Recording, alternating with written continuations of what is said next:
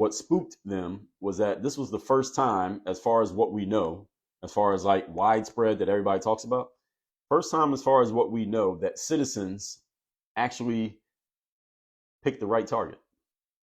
What I mean by, when I say pick the right target, I mean by protesting. They picked the right target in protesting because usually when citizens get mad, they get mad at the president. So we don't like the president, let's vote this person out and bring in a new person.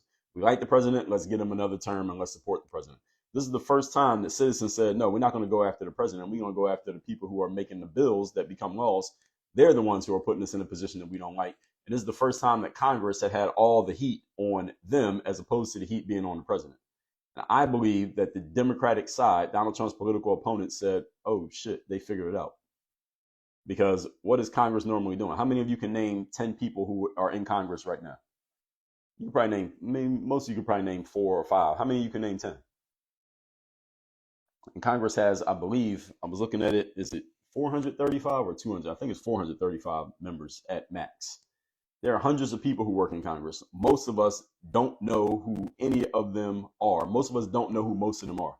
Most people cannot name more than 5 to 10% of people who work in Congress, but they're the people who are making the bills that become laws when signed in by the president. And they do this all day, every day. That's all they do.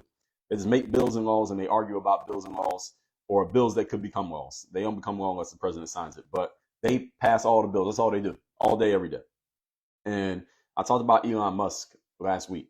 One of the reasons that people start getting really mad at Elon Musk is not because he's standing next to Trump or any of that stuff, but because he started exposing what Congress was doing. And they didn't like that because Congress usually operates in the shadows. Again, most Congress people, you can have a congressperson standing behind you in line at the grocery store. You wouldn't know who they were. You wouldn't know they're a congressperson. They're not famous. Now on social media, they're not an influencer. Again, there are a few who try to make their names. You got the AOCs and the Jasmine Crockett's and who else is in Congress? You got the Speaker of the House. You got Pelosi. You got a few who you would know if you saw them, maybe. But most people in Congress, you don't know who they are. You wouldn't recognize them if you saw them. And they're the ones who are making most of the bills and laws that are affecting your life are made by them, not by the president.